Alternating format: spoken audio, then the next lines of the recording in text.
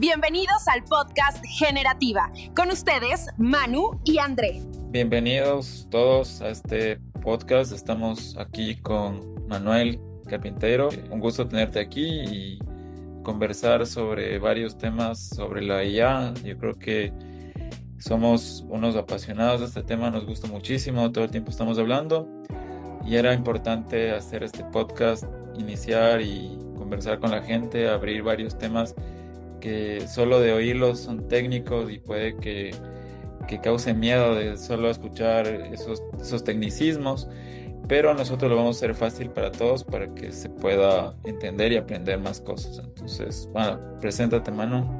Yo soy Manuel, gracias André por invitarme. Yo siempre que platico contigo me la paso muy bien. Sé que estás todo el tiempo investigando, probando nuevas cosas. Yo de hecho te defino a ti como un early adopter, porque ha salido varias veces en conversaciones y siempre digo, yo tengo un amigo que es la definición perfecta de early adopter, que le gusta entrar, porque lo normal es sentir miedo, ¿no? Dolor de probar algo nuevo, incluso resistencia al cambio, y es muy raro que a alguien le guste estar cambiando. Entonces, considero que es tu cualidad. Totalmente. Yo creo que, bueno, siempre he sido como que muy curioso y me gusta probar nuevas tecnologías, nuevas cosas, experimentar antes que todo el mundo lo pruebe. Y eso me ha llevado a descubrir cosas muy interesantes. En el tema de la IA, cuando recién todo empezó, empecé a meterme muy a fondo. Y eso, además de gustarme y de apasionarme, me abrió muchas oportunidades. Y bueno, ahí fui a conocer a Manuel y Manuel me invitó a su grupo. Él tiene una comunidad muy interesante de personas que están hablando de temas de IA. Cuéntales un poco sobre tu comunidad, Manuel. Sí, la verdad es que antes de que la comunidad existiera, era un grupo de estudio. Mm, Bueno, no tenía nada que ver con la comunidad, ¿no? Ahí estudiábamos cosas técnicas. Pero yo, en otro grupo que tenía solo conmigo mismo, donde solemos anotar notas y demás, ahí me enviaba las cosas que quería leer después. Entonces me salía algo en LinkedIn, de repente empezó a llegar más y más información, ¿no? En YouTube, en Instagram, en TikTok. Y lo guardaba, decía, para verlo después, para verlo después. Pero como solo guardaba el link, después era nunca, porque cuando de repente se me ocurría consultarlo, nunca lo encontraba. mm, Entonces empecé a ponerles texto. Esto es sobre este tema, este es sobre este tema, para que cuando quisiera consultar, podría usar el buscador de WhatsApp. Entonces así empecé y de repente como que se empezó a transformar en un tipo de noticias diarias para mí. Y yo dije, pues si lo estoy haciendo solo para mí, mejor lo voy a compartir con el grupo de estudio, que eran los únicos que pensaba que le podían interesar. Éramos 5 más o menos en ese momento. Y de repente agregaron un amigo, otro amigo, un desconocido, 20 desconocidos. Y ya luego ya éramos 50 desconocidos, 50 conocidos. Y fue cuando dije, no, se está saliendo de control y mm, ya mejor lo organizamos un poquito mejor. Ya a ti te tocó también un poco la transición, ¿no? De que mm. cuando nos conocimos ya había como 10 15 personas tal vez en el grupo. Sí. Pero ya luego 100 y 50 desconocidos ya era un poco más raro. Pero siento yo que se hizo padre, e interesante. A muchos de ellos lo leen diario. Y bueno, en ese momento cuando yo me uní a esta comunidad se llamaba Data Append. Luego ahora tiene otros nombres, cuéntame un poco más de los nombres, es muy Sí. interesante esa historia porque, y bueno, y ahora también son muchas personas en esa comunidad y van a seguir habiendo más, entonces cuéntales un poco más de ese tema. Es que append es una manera de agregar elementos a una lista en Python. Mm, sí.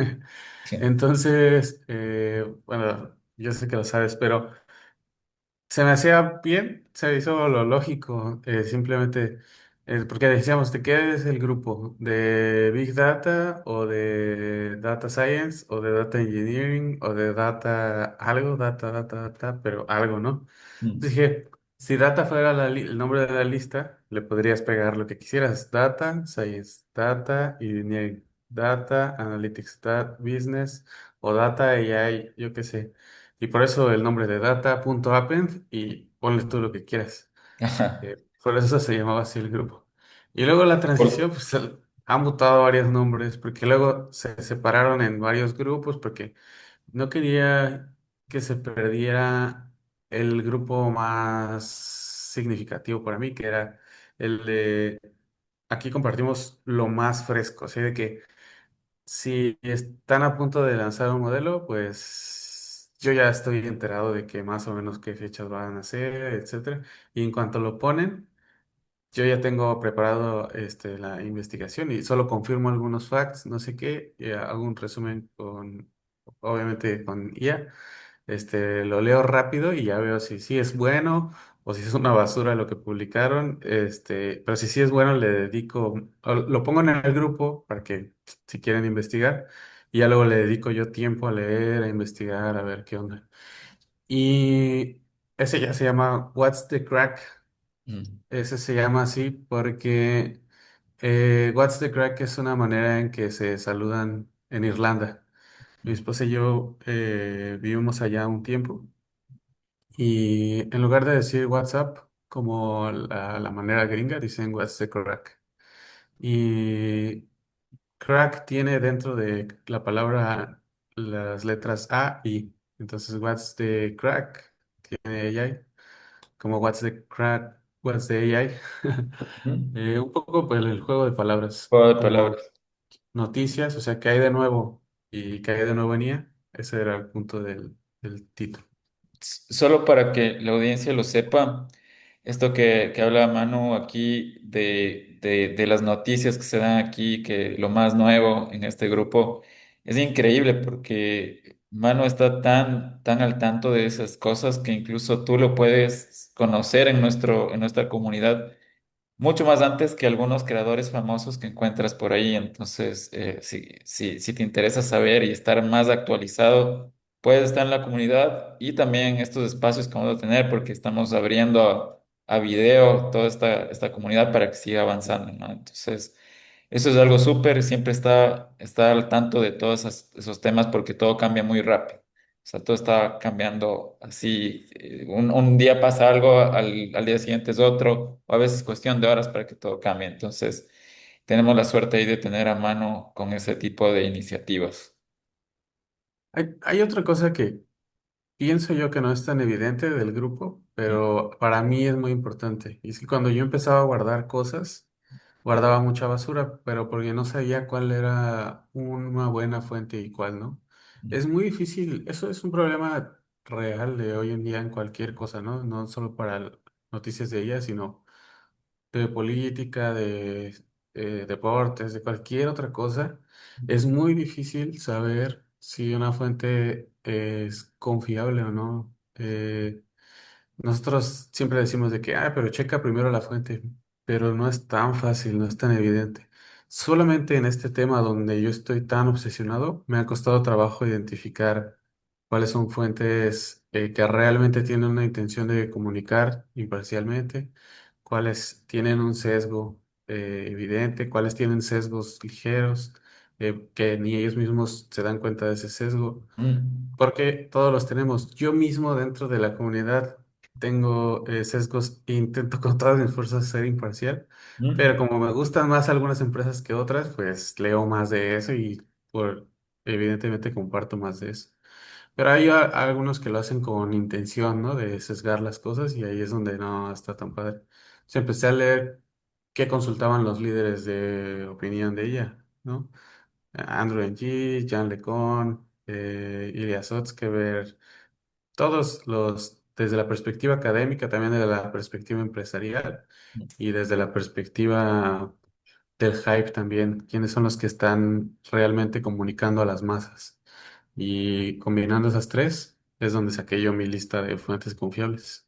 Eso es súper porque en algún momento de la historia el problema con la información era la falta de acceso a la información, pero luego actualmente estamos viviendo el exceso de información, que también es un problema porque puedes encontrar mucha información y gran parte de esa información no es la precisa. Y alguien que se da ese trabajo de estar yendo a la fuente, consultando, como dice Manu, o sea, científicos, académicos y también los AI Bros.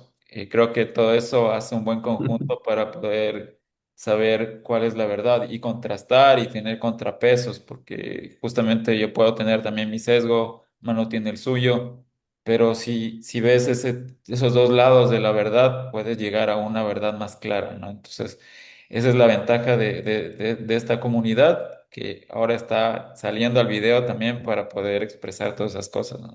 Y ahora tenemos también temas interesantísimos sacados de una curaduría, diría yo, de todos los temas que hablamos en la comunidad. Y vamos a empezar ahí a abordar algunos temas que nos gustan muchísimo. Entonces, ahí manos a la información. Sí, bueno, el primero es, ¿qué es MCP, no? Ha estado muy activo el hashtag en redes sociales, sobre todo en la comunidad de IA. Creo que no llega a todas partes, porque si tuviera, bueno, es un poco más obvio si tú preguntas de que, ¿sabes qué es ChatGPT a una persona aleatoriamente? Mm, Probablemente diga que sí. Pero ¿qué es MCP? Yo creo que la gran mayoría no han escuchado el término. Sí es un término de nicho para desarrolladores, mm, IA, pero el subconjunto de desarrolladores. Y es justo por eso, porque es una herramienta para desarrolladores. mm. Eh, No sé si estás de acuerdo con eso tú, Sí, Andrés. creo que, bueno, todo el tiempo escuchamos MSP y suena como, no sé, un partido comunista o alguna cosa así, pero creo que es algo importante saberlo si te gusta la tecnología y también si es que o sea, no estás muy metido en la tecnología, este término va a estar cada vez más sonado porque va a hacer que muchas cosas que funcionan en la tecnología de la IA vayan avanzando. Y tal vez tú puedas estar utilizando MCP sin saber que lo estás utilizando, ¿no? Entonces, vamos ahí a desglosar un poco el concepto, que es un MCP. O sea, bueno, partiendo yo creo que, bueno, había un tiempo en el que había el tema bueno, todavía se usa, ¿no? Los desarrolladores utilizan el tema de los APIs o los APIs para conectar un sistema con otro, ¿no? Y que se puedan hablar y poder hacer cosas, obtener información, crear registros, borrar registros y cosas así, ¿no? Entonces, por ejemplo, no sé, conectar tu banco con tus reportes. Entonces, para que mientras tú haces una transacción, se genere un reporte. Eso, digamos, puede ser una función del API. Pero con el tema del MCP las cosas están cambiando, ¿no? Es una forma distinta de poder conectar cosas, ¿no? Entonces ahí profundízale un poco más cómo podemos hacer eso y cómo funciona, Sí, ¿no? sí, qué bueno que definiste el término de API porque es importante. Mm, El, em, el MCP es un protocolo, lo que significa es Model Context Protocol, protocolo que le da contexto a los modelos de lenguaje. Y la forma fácil de definirlo es que es una USB para herramientas. mm, Y la razón, pues, yo creo que no está bien hecha la analogía, nunca me ha mm, gustado, pero ahorita voy a decir por qué.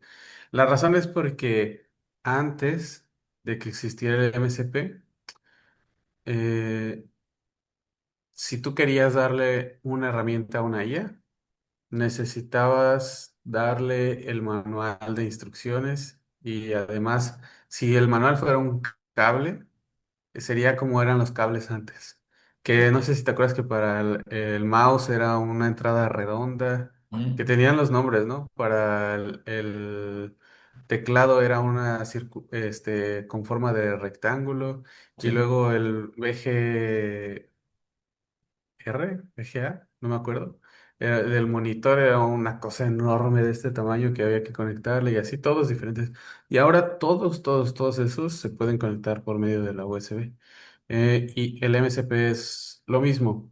Hay muchas APIs que exponen herramientas para que los modelos de lenguaje las puedan usar.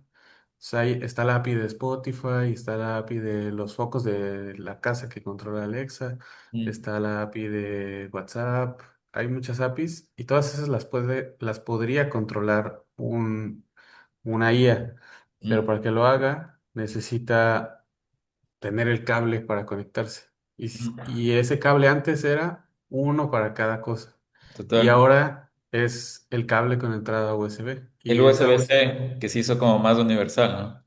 exacto. Ujú. Como ahora todos los cables entran en la entrada USB, así es el MCP. Sí. Es como una entrada universal para cualquier herramienta y que el modelo pueda usarlo.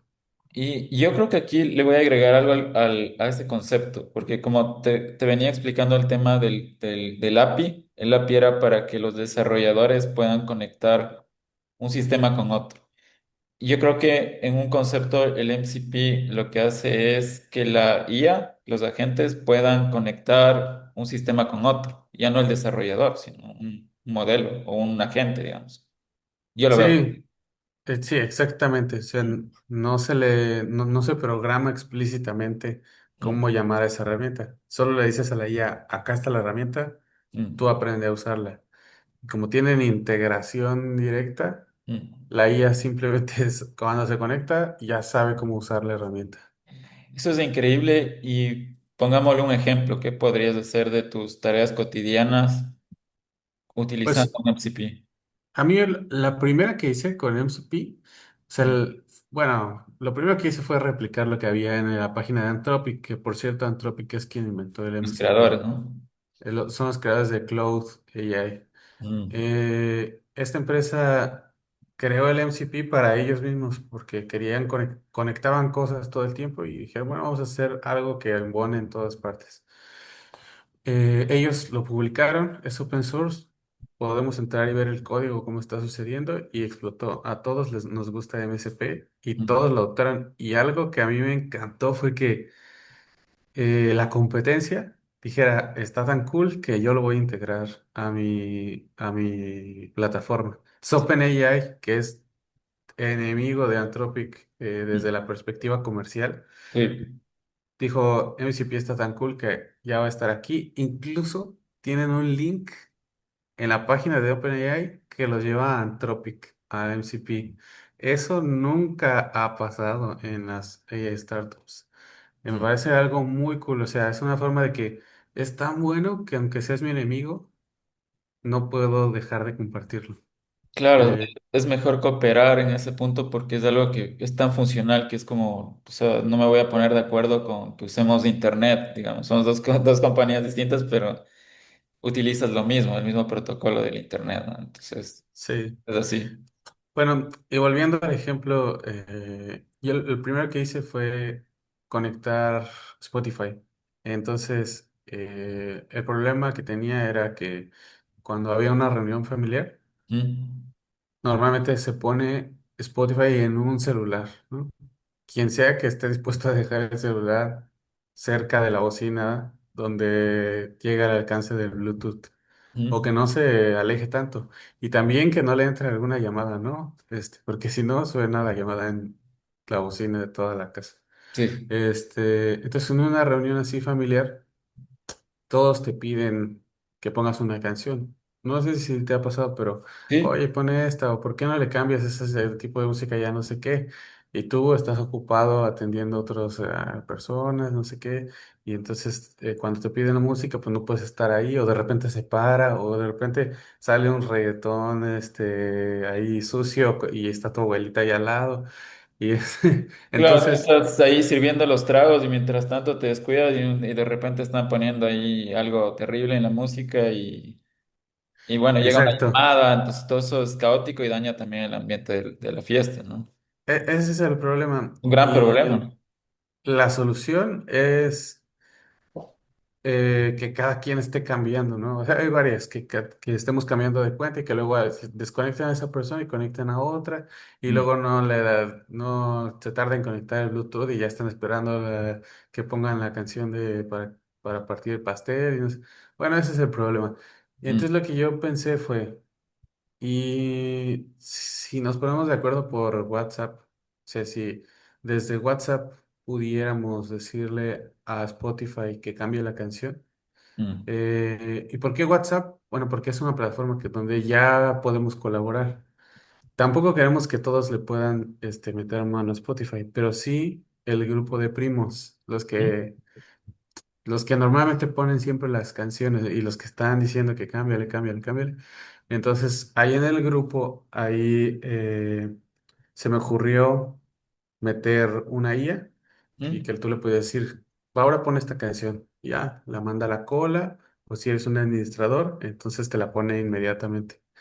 Y ese fue el primer caso de uso.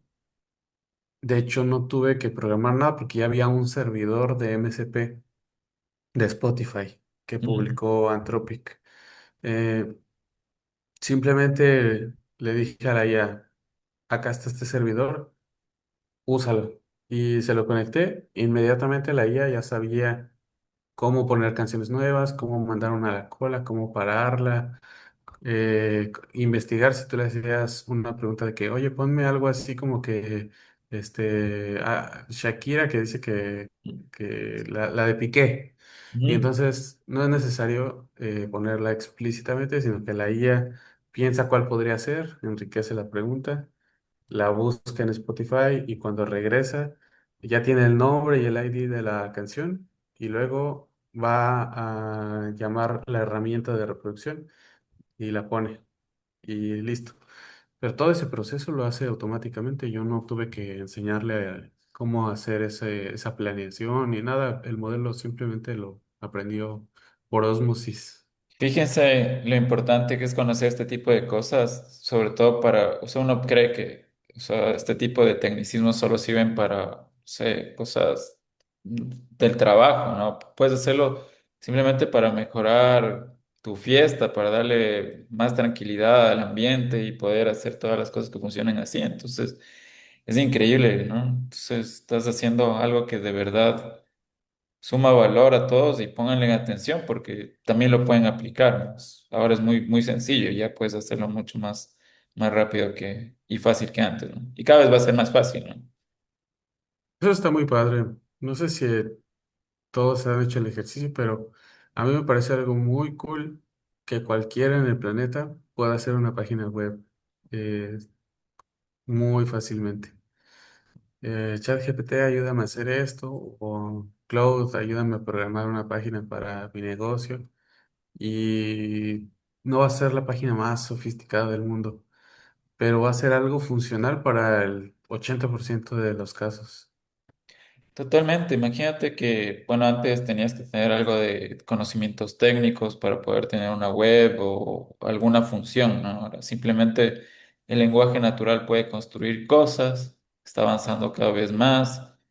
Y bueno, ahí nace todo el tema del vibe coding y cosas así que ya pueden simplemente las personas no necesariamente tener todos los conocimientos de programación avanzada para poder crear cosas, ¿no?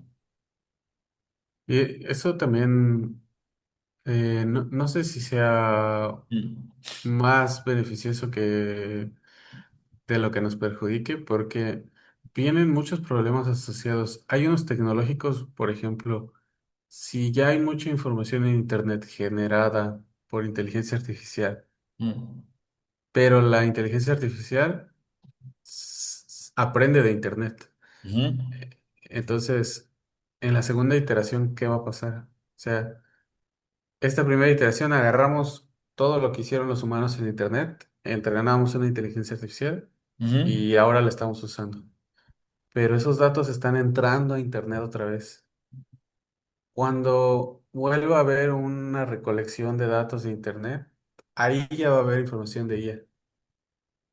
Eso ya está sucediendo ahora y ya está afectando el comportamiento de las IAs. Las IAs están aprendiendo de ellas mismas sin siquiera saberlo.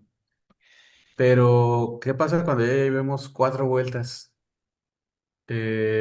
No se sabe si eso se va a hacer un tipo de, eh, como un ciclo que no avance después. Sí, total. O sea, bueno, yo creo que las IAs a la final van a desarrollar una especie de conciencia, digamos. Eso escuché una vez en un podcast con el padrino de la IA, Hinton. Él decía que se pueden tener experiencias subjetivas. O sea, si tú, por ejemplo, le conectas a un modelo multimodal una cámara y un brazo robótico y le dices, apunta donde está la ventana", entonces va a apuntar para acá. Pero si a ese modelo multimodal le pones en su cámara, en su lente, le pones un prisma, entonces va a decir está para acá. Esa es la realidad subjetiva para esa IA que está teniendo en ese momento, ¿no? Entonces empiezan Pero a desarrollar. eso ya nos pasa eso a nosotros, ¿no? Sí. Eh, o sea, ese no es un problema solo de la IA, Mm, porque si a nosotros nos pusieran un espejo sí. limpio que apuntara, o sea, así en diagonal, que apuntara hacia allá, Mm, y pasaría lo mismo, ¿no? O sea, si tú le dices apúntale a tal cosa, pero como humano, si te dicen a ti apúntale a tal cosa y tú no te das cuenta que es un espejo porque está muy limpio, tú podrías pensar que esa cosa está ahí y no de este lado. Pero entiendo el punto, entiendo el sí. punto. Hay casos y hay muchos donde la IA entiende, su realidad es distinta Mm. a la de los humanos y nosotros no tenemos ese problema. Eh, yo, respecto al problema de cómo la IA interpreta la realidad. Por cierto, que nada más quiero decir algo. El Jeffrey Hinton es un referente de la inteligencia artificial, no es cualquier, ¿cómo lo definiste? AI bro. AI Bro. Ajá. No es cualquier AI bro. Es un referente de la inteligencia artificial. Primero porque lleva muchísimos años investigando. Segundo, porque además fue de los pioneros de la IA, sobre todo en todo el desarrollo que ha hecho Google. Mm, Eh, pero también tiene unos tintes de locura esta última década. sí. Eh, y la comunidad científica por completo no se identifica tanto con él. Entonces, o sea, se tienen sentimientos encontrados sobre Hinton. Es Sí, cierto, total. es un hombre que conoce perfectamente cómo funciona cada cosa de ahí y es capaz de ver a futuro cuál podría ser su perspectiva, pero no sé si eso mismo lo ha llevado a un poco de especulaciones más extravagantes que a lo mejor no son tan científicas, pienso yo, sino que Sí, son más metafóricas. Y es total. que si se piensa 100% científico en el futuro, te quedas mañana, porque es imposible predecir un futuro tan avanzado como 15 años, no tenemos ni idea. Hinton le estaban diciendo que si es que tuviera que recomendarles qué estudiar a sus nietos, con el tema de todos los cambios que trae la IA, él les recomendaría volverse plomeros, que eso es lo único que vamos a poder hacer, porque todos los trabajos van a ser tomados. Entonces, eso es lo que él visiona de forma. Y seguramente hay una Plumber startup, AI startup, que piensa que ni siquiera ser plomero valdría la pena. Totalmente. Entonces, sí, yo lo que decía en este tema de los prismas, por ejemplo, el prisma que le pones de la IA, creo Ujú. que también pueden ser esos sesgos y todas las fuentes malas de información, buenas o malas, puntos de vista que tenemos, ¿no? Y no nos permiten ver exactamente cómo son las cosas. Entonces, Creo que si tienes una persona con un prisma adelante que ve las cosas de una manera, hablas con otro que también está con un prisma adelante, pueden llegar a conocer más fuentes, ¿no? O sea, es lo Sí. interesante de abrirse a conversar con más personas que tengan distintos pensamientos.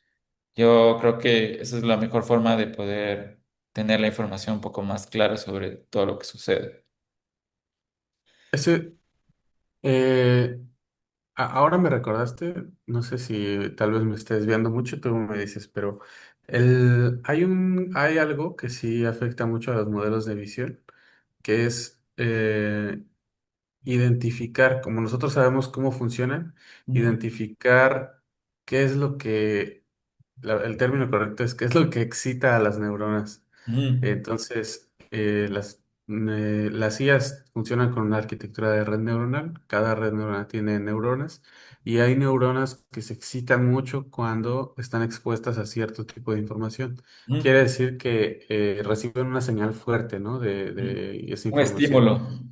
un estímulo. Mm, Está comprobado que algunas neuronas guardan conceptos muy específicos. Entonces, por ejemplo, se mostraron que hay un grupo de neuronas que guardan el concepto de una banana. Entonces, si tú estudias esas neuronas, puedes saber cómo estimularlas visualmente, mm. haciéndolas pensar que están viendo una banana cuando no es verdad. Entonces, a lo que voy es posible y hay ejemplos donde han excitado una imagen. Por ejemplo, la imagen de este podcast, Mm, donde salimos tú y yo, mm, y solamente modificando 6 o 7 píxeles, mm, una IA al verlo puede pensar que la imagen está llena de bananas. mm, Porque esos 6 o 7 píxeles viajan a través de la red neuronal y cuando llegan a esas neuronas, las neuronas se excitan y mandan la señal a la IA de que están visualizando un montón de bananas. Entonces la IA piensa que está viendo bananas. mm, Y eso se puede usar muy peligrosamente. Por ejemplo, mm, hay ejemplos donde hay señales de tránsito donde dice reduzca la velocidad a 10 kilómetros. Pero tú puedes necesitar cambiarle 2 píxeles a ese señalamiento de tránsito y ponerle 100 kilómetros por hora en lugar de 10. Y entonces si un carro Tesla va por ahí y está leyendo las señales de tránsito, en lugar de leer 10 va a leer 100 mm. y ¡fum! Se puede arrancar rápido. Esa es una vulnerabilidad que tienen las IAs y tiene que ver con lo que decías de ellos están viendo otra realidad que no es la que vemos nosotros. Para nosotros es evidente que cambiarle 2 píxeles no debería afectar los 10 kilómetros por hora, pero para la IA simplemente está viendo que son 100. Y eso es también como, o sea, por ejemplo, cuando tú consultas algo con la IA, las personas a veces lo dan por hecho, es un fenómeno que está pasando mucho. Y como decíamos, si las personas tienen sesgos, las IAs tienen sesgos, razonan tienen el razonamiento, pero utilizan a veces distintas fuentes, ven fuentes que pueden ya estar ya sesgadas y te dan una respuesta y las personas como que ven esa respuesta y dicen esto es la verdad absoluta.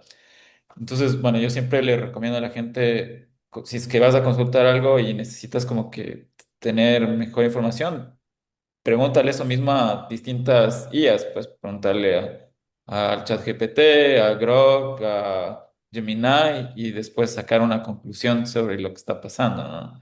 Entonces creo que ese es un buen ejercicio para hacer. Y otra cosa también que pasa con esto es que ellos toman sus fuentes, ¿no? Ellos agarran todas sus fuentes, pero tú también puedes limitar eso con el tema, el segundo tema que teníamos ahí en lista, que es los racks. Entonces tú puedes como que limitar un poco de dónde tomar las fuentes y sacar un resultado como más controlado, ¿no? Sí, el problema es que las IAs no saben qué es lo que no saben. Ujú, Eso también es un problema humano, ¿no? A veces no sabemos que no sabemos algo y pero como tenemos la capacidad de inferir cosas que no sabemos, podríamos inventarlo pensando que sí sabemos. Pero los humanos, porque tenemos acceso a nuestra memoria, al mapa de nuestra memoria, podremos intuir qué es lo que no sabemos. Por ejemplo, si nos preguntan cómo es la comida en El Salvador, si me preguntan a mí, Mm, yo sé que no he estado en El Salvador y por eso puedo inferir que no sé cómo es la comida de El Salvador. Pero si tú le preguntas, ¿es una IA? ujú, Imaginemos, vamos a suponer por un momento que no entrenaron a esa IA con información de El Salvador, de comida de El Salvador. Entonces, si nosotros le preguntamos cómo es la comida de El Salvador, la IA no sabe que no lo sabe, mm, porque nunca se le dijo con qué sí estaba entrenado y con qué no. Entonces, si conoce la comida de la región, por lo que decíamos, Guatemala, la comida mexicana, conoce la comida en general de Centroamérica, puede inferir un poco de qué se trata y decirte lo que piensa, ujú. sin saber que en realidad no lo recordó, sino que lo construyó. Y ese es el problema principal. Y la Es solución, difícil, es difícil que una IA te responda no sé. ¿Te sí. das cuenta, no? No, y sobre todo porque las entrenamos para que no respondan, no sé. En Mm. los datasets de entrenamiento no hay resultados, no sé. Qué Siempre, raro. ese es el problema. De hecho, sí es muy raro ahora que lo pienso. Mm, Debería ser capaz de responder, no sé. Pero ese es el principal problema. Nunca lo entrenamos. Es una paradoja porque si tú entrenas a una IA con datos que no deberías saber, ujú. en ese momento ya lo estarías sabiendo, ¿no? O sea, no sé si me explico. Claro, Eh, claro, claro. o sea, si tú ya la entrenas con esos datos, ya lo sabe. Ya Y si sabes. no la entrenas con esos datos, no vas a saber que no lo sabe. Ese es el problema. Hay una cosa también que la gente, o sea, bueno, los creadores de estos modelos necesitan que las personas, o sea, partiendo del usuario, no del usuario, de la fuente de información que es el empresario, ¿no? El empresario que está creando estos modelos necesita que más personas utilicen estos modelos. Entonces, hay varios modelos, creo que sobre todo ChatGPT, según mi opinión, que más, sobre todo buscan que la gente tenga una validación en lo que están preguntando, validación con lo que ellos creen. Entonces eso les hace sentir más a las personas y las personas utilizan más ese modelo que otros que les digan que están equivocados. Entonces, eso también es otro problema y hace, Claro, sí. sí, De hecho, ahora que salió GPT-5, esa fue la principal crítica. A la gente no le gusta. mm, Pero no es que sea peor. Lo que pasa es que no te dice lo que quieres escuchar. ujú. Y antes GPT-4 era, o sea, te validaba mucho y aparte te adulaba. Entonces a la gente le encantaba eso, ¿no? Cuando empezaron a salir las noticias de que hay gente que no le gusta GPT-5 porque ya no le dice cosas bonitas, no los adula, no les dice que son increíbles. Yo pensé, qué creepy que haya gente que necesite que le adulen hasta que me pasó. O sea, no es que, y ni siquiera yo considero que no necesito la validación de una IA, Mm. pero le empecé a contar una idea de algo que quería hacer y simplemente me dijo, o sea, eso es muy tonto porque no habías pensado que esto, y en ese momento dije, uy, es cierto, no lo había considerado, pero como que muy tonto. O sea, simplemente no lo había pensado y ya, porque tienes que ser así, ¿no? Así, lo que pasó por mi mente y en ese momento dije, me está sucediendo. O sea, no, no soy ajeno a eso y no es algo tan banal, no le pasa solo a alguien que tiene algún problema de dependencia emocional o algo. Es algo que simplemente se siente y que está afectando a todos los benchmarks además. Totalmente, yo creo que la gente se enoja, le pone emociones a la IA. Y bueno, yo he hablado con gente que, o sea, tengo un amigo que es como muy listo, es muy intelectual y se le hace difícil conversar con las personas porque, o sea, no muchos manejan los temas que él, pero él habla mucho con la IA y le considera su mejor amigo de alguna forma, entonces eso es súper raro. Hay gente que todo el tiempo le está preguntando, o sea, de una forma de terapia a la IA, lleva sus cosas. Y justamente los empresarios se están dando cuenta de esto y por eso están sacando modelos, incluso, bueno, si ves los compañeros que sacó Grok, estos personajes, estos avatars, uno se llama Annie, el otro se llama... Annie es para los chicos y Valentine es para las chicas. Entonces son avatars con los que puedes interactuar, te coquetean, te dicen cosas y a la gente le está gustando, está descargando, hay un montón de descargas de Grok por ese tema, ¿no? Sí, a mí me gustó cómo lo describió Brenda en su podcast que le puso Mm. las waifus de IA. Y ella y waifus, algo así les puso. Y es cierto, o sea, totalmente es un anime Mm. vestido con poca ropa Sí.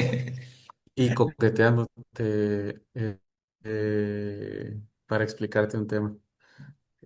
Y sí, ha explotado las redes a tal grado que obviamente Elon Musk ya lo notó y cada post que hace no pierde la oportunidad para subir su AI Companion.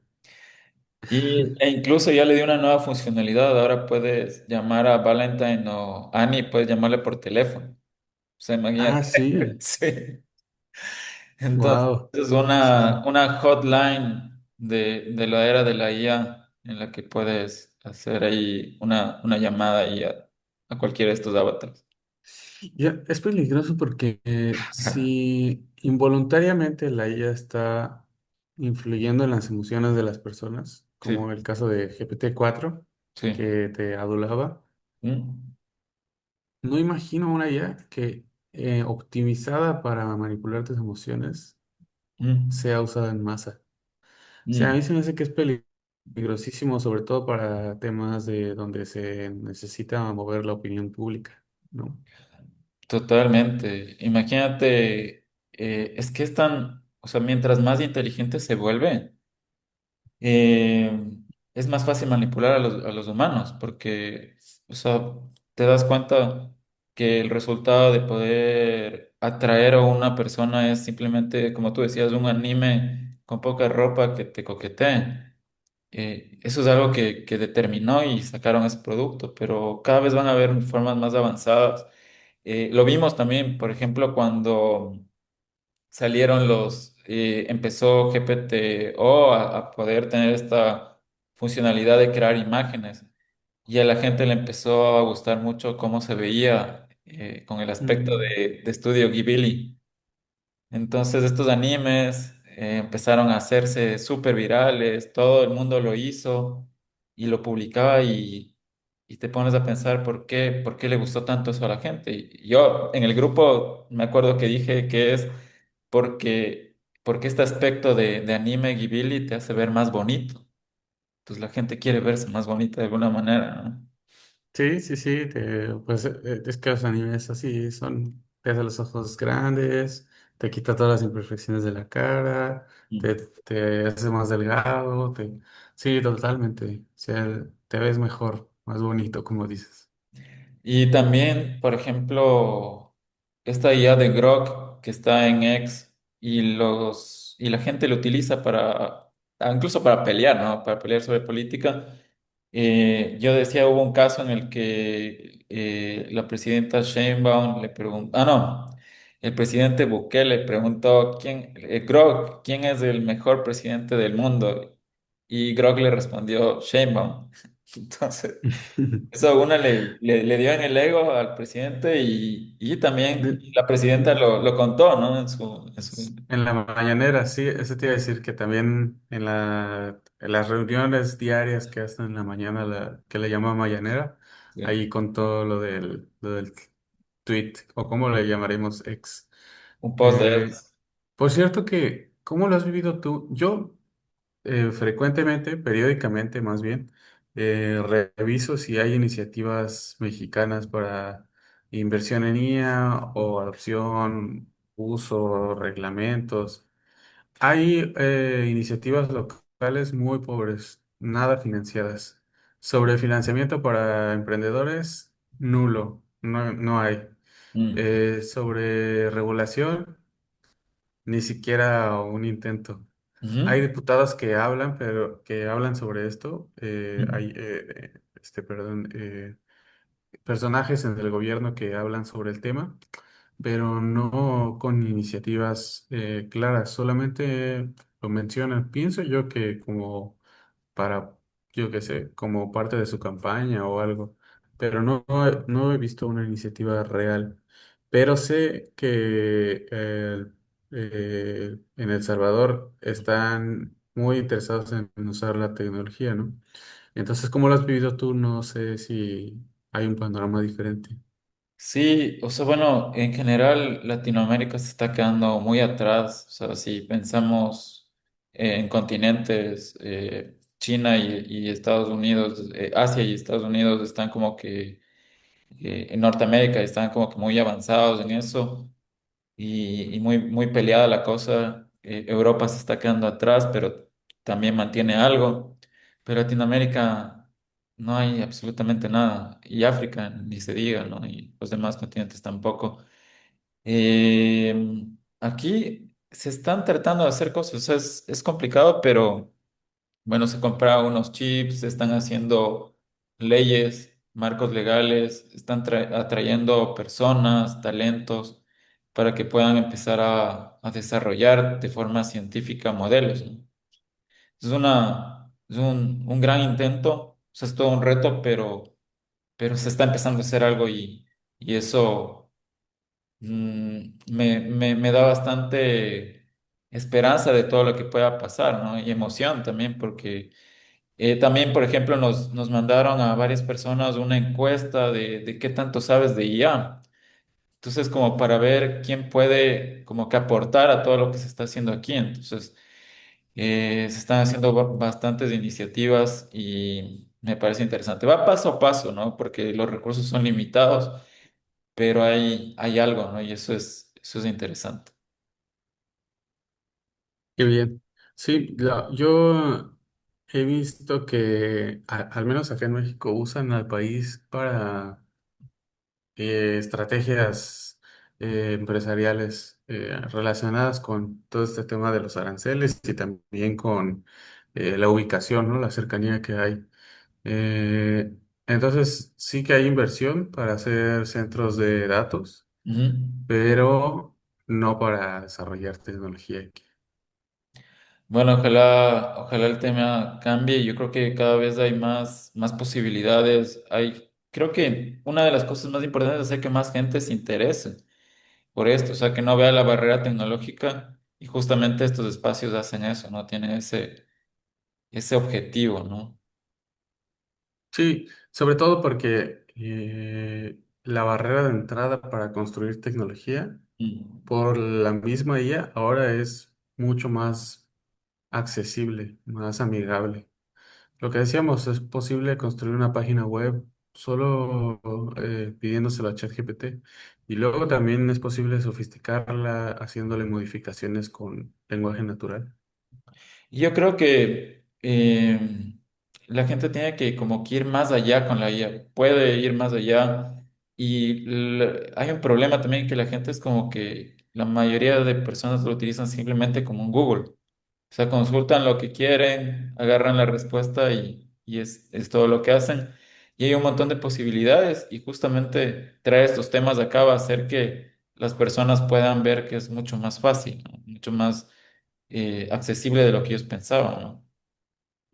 Respecto a eso, hay algo que creo que va, bueno, estoy seguro que va a cambiar. Pensé que iba a suceder antes, pero no he visto mucho de eso. Pero es que la IA, como dices, solo la usamos para preguntar, pero también la IA solo te responde cuando le preguntas. Y Mm, eso no tiene por qué ser así. mm, Eh, o sea, me refiero a que es posible que ChatGPT te diga un día sin que tú le preguntes nada, mm, oye, André, eh, llevas un mes sin hablarme de tu proyecto de tal cosa. mm, Y pues se me hace raro. ¿Ya lo dejaste o qué onda? Solo para hacerte la plática, por mm, ejemplo. Y si logra conectar contigo, pues que te siga sugiriendo cosas.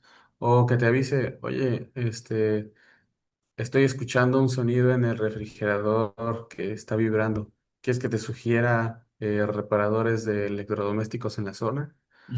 O mm. sea, que sea activo y no solo responda pasivamente cada que tú le preguntas. Puede ser más proactiva y eso es lo que buscan hoy en día, ¿no? Y al nivel de que va a ser muy parecido como, como la película Her, o sea, que tengas a alguien ahí, y como vemos en Her, tienen, o sea, el paso para hacer eso es un wearable que lo tienen aquí, ¿no? Entonces... creo que un camino son los lentes, puede haber otros más que se puedan ir desarrollando, pero la idea es de que pueda estar viendo tu mundo, pueda estar viendo tu comportamiento, tus necesidades y en base a eso proactivamente ayudarte, ¿no? A mí ese tema es uno de mis favoritos y Ah, me gustaría proponerlo para la próxima. sí, sí, sí. Eh, Porque tiene un montón de cosas pienso yo que hay tecnologías que ya existen, pero que no están unidas por diferentes motivos. Algunos, como los wearables, que todavía no alcanzamos el nivel de ingeniería necesario para desarrollarlo, otros por temas más comerciales, otro por consumption de recursos, y así. El chiste es que yo creo que estamos cerca de que convergen y que se haga algo interesante. Sí, O sea, algo más parecido a Her. es una buena sugerencia ese para el próximo capítulo, hablar sobre esa nueva forma de interactuar proactiva de la IA a través de cosas que llevamos puesto, ¿no? Entonces, tengámoslo ahí en la mira. Y para ir cerrando, vamos a hablar de un tema que me gustaría conversar, lo que son los modelos pequeños, los SLMs. Cuéntanos un poco de eso. Sí, bueno.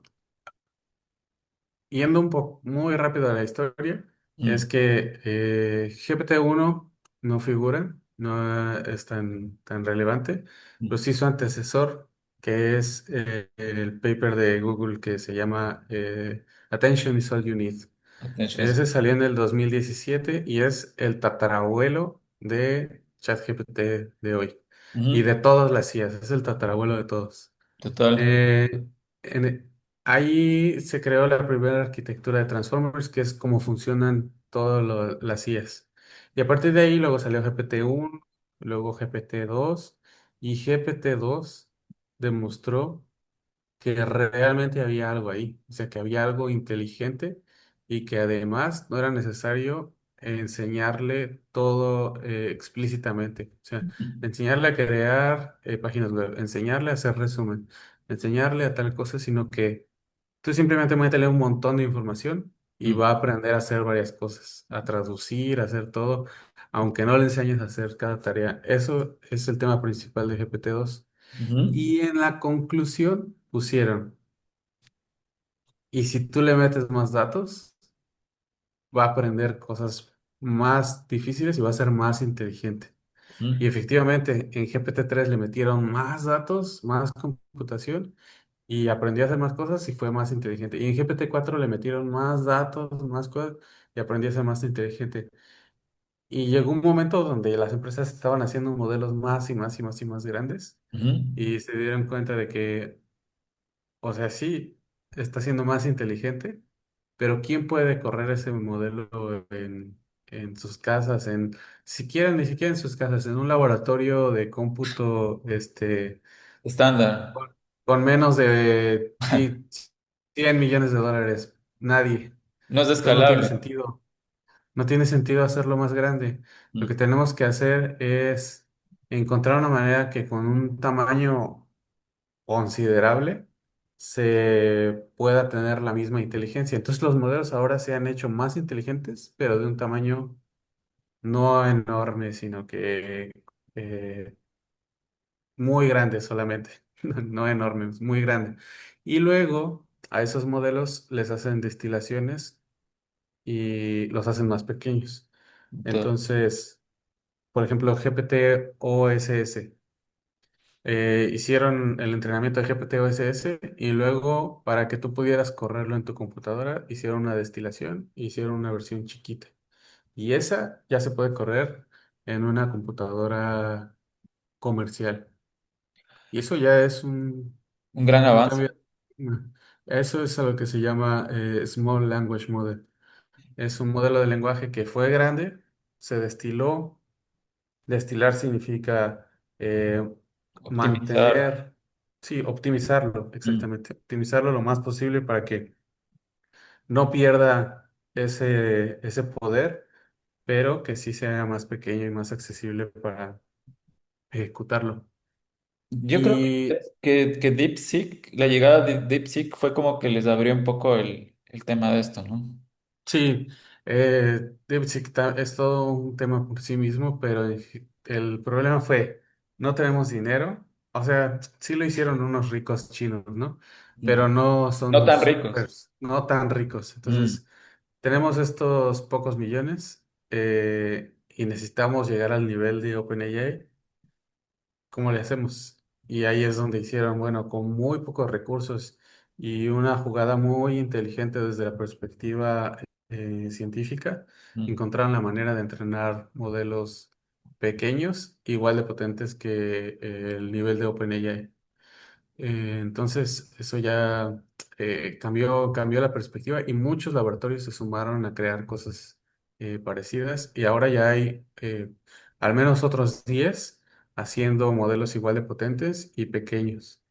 Y eso ha permitido también que se hagan modelos nano Mm, para que sean ejecutables en lo que llamamos Edge Computing, que es chips con recursos muy, muy limitados, eh, donde queremos que se puedan ejecutar modelos de lenguaje.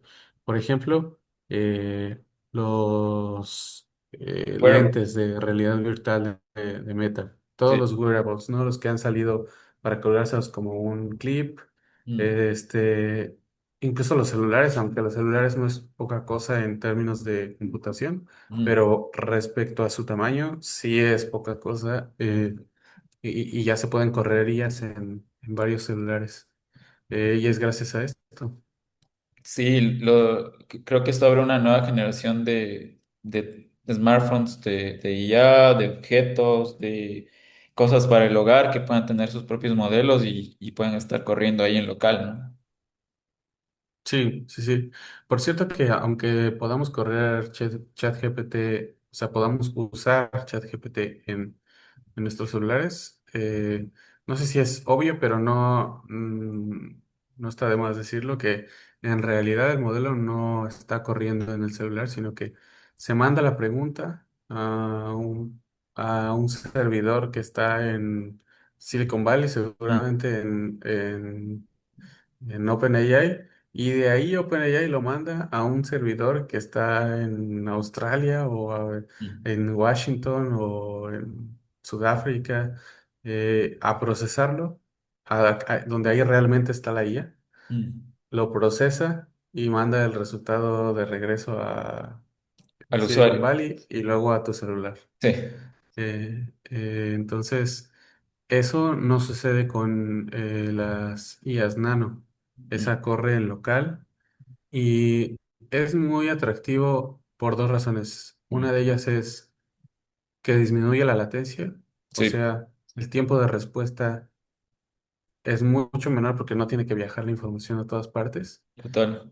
Eh, Y eso es muy importante cuando estás interactuando en tiempo real, como por ejemplo el voice mode, que sabemos que se traba todavía y que de repente no funciona bien, es por la latencia La cien por atención. ciento Y el segundo, todavía más atractivo, sobre todo para las empresas, Mm. es La la privacidad. confidencialidad, que tus datos no viajan de aquí a otra parte del mundo y regresan y que a la mitad no sabemos qué sucede, aunque en teoría nada, ¿no? En teoría tus datos están seguros.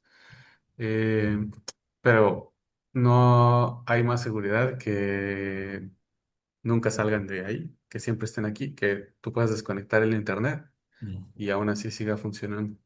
Sí, totalmente. Yo creo que SLM le va a dar a las empresas esa puerta para poder entrar a la IA con confianza, ¿no? Entonces, es genial. Me parece un gran desarrollo y seguro iremos hablando de más cosas que se van a empezar a hacer con esto, ¿no?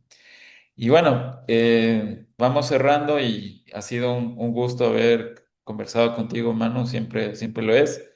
Y esto nos da la posibilidad de seguir haciendo otros capítulos cada vez más interesantes, también tener invitados y cosas, porque son temas que de verdad son muy interesantes poderlos hablar. Gracias, André. E igualmente estuvo muy interesante. De hecho, ahora que hablamos, Mm. pienso que hay muchos más temas de los que pensé sobre ella. Total, les vamos a ir trayendo acá al programa y vamos ahí avanzando con mano en esto. Les agradecemos a todos y bueno, nos vemos la próxima. Adiós.